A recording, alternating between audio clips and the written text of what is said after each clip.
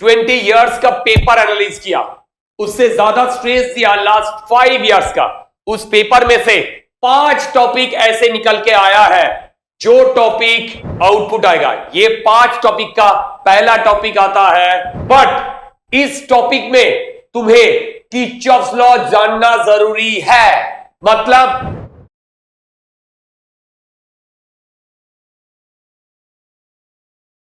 Hello students, अच्छा बहुत सारे स्टूडेंट्स ने मुझे यही पूछ रहे कि भैया 2026 के लिए जेई मेन के लिए कुछ टिप्स दे दीजिए जिससे हम लोग का पढ़ाई कम होगा बट मैक्सिमम मार्क्स आएगा।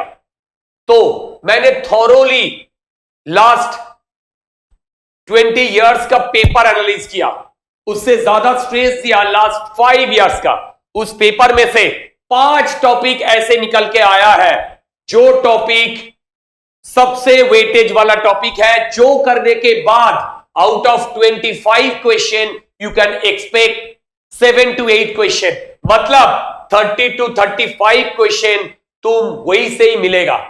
लाइक टोटल फिजिक्स में 11 और 12 मिला के चैप्टर्स है 28 या 29, राइट। इनमें से 5 टॉपिक जहां पे हम लोग को टाइम इन्वेस्ट कम करना पड़ेगा बट मैक्सिमम आउटपुट आएगा। ये 5 टॉपिक का पहला टॉपिक आता है मॉडर्न फिजिक्स। देखो मॉडर्न फिजिक्स का ब्यूटी है, first easy, second formula based, third practice based. ज्यादा कॉन्सेप्चुअल नहीं होगा बट ये प्रिपेयर करने में भी तुम्हें बहुत कम टाइम लगेगा। मतलब तुम अगर 20 दिन दे दिए हो तो 20 दिन में पूरा मॉडर्न फिजिक्स खत्म हो जाएगा। तो इस मॉडर्न फिजिक्स से टोटल 4 या 5 क्वेश्चन मैक्सिमम आ सकता है, एवरेज 2 to 3 क्वेश्चन हर बार देता है। इस मॉडर्न फिजिक्स में जो टॉपिक सबसे महत्वपूर्ण रहता है वो है photo electric effect, then atomic physics जहां पे बोर्स एटॉमिक स्ट्रक्चर या बोर्स मॉडल नाम से भी कहा जाता है, एंड फाइनली लॉजिक गेट्स। तुम इससे 3 टॉपिक करके जाओ, 2 क्वेश्चन तुम्हें मिलेगा, ये मेरा गारंटी है, राइट। तो मॉडर्न फिजिक्स सबसे ऊपर आता है, that we have completed. Next current electricity. देखो ये करंट इलेक्ट्रिसिटी में सबसे ज्यादा क्वेश्चन आता है कॉम्बिनेशन ऑफ रेजिस्टेंस से। इसके अंदर थोड़ा कैपेसिटेंस का वी कॉन्सेप्ट डाल देते हैं बट आसान कॉन्सेप्ट डाल देते हैं। बट इस टॉपिक में तुम्हें किर्चॉफ्स लॉ जानना जरूरी है। मतलब सर्किट तुम्हें सॉल्व करना आएगा तब भी तुम्हें इस टॉपिक से क्वेश्चन आएगा, राइट। नेक्स्ट इसी टॉपिक के इसी चैप्टर के अंदर पावर करके एक टॉपिक है, इलेक्ट्रिकल पावर। इस पावर से भी हर बार ऑल्टरनेटिव शिफ्ट में एक क्वेश्चन देता ही है।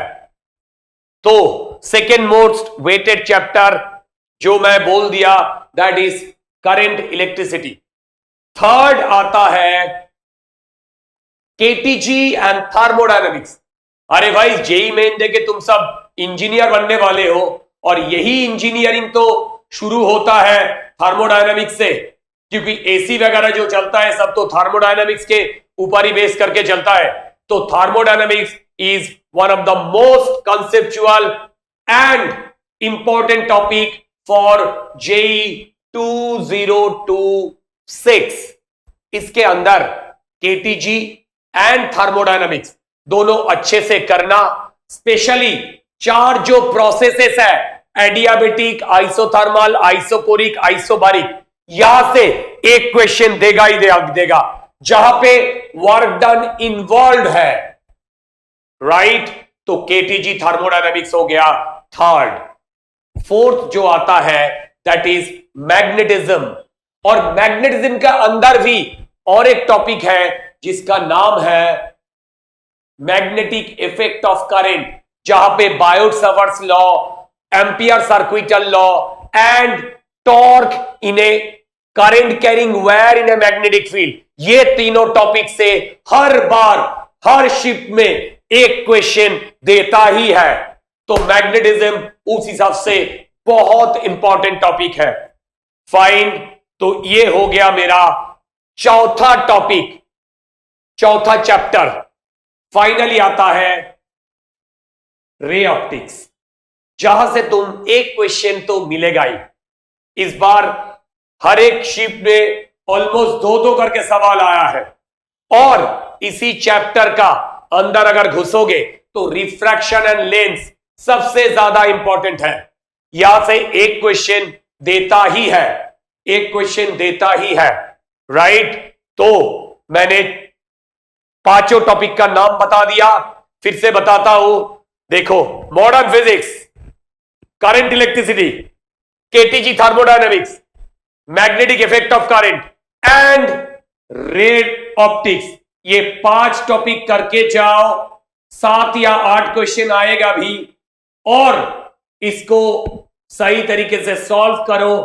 फिजिक्स में 80 परसेंटाइल आप तो आना कोई रोक नहीं सकता। ओके, तो आज के लिए इतना ही दूर तक।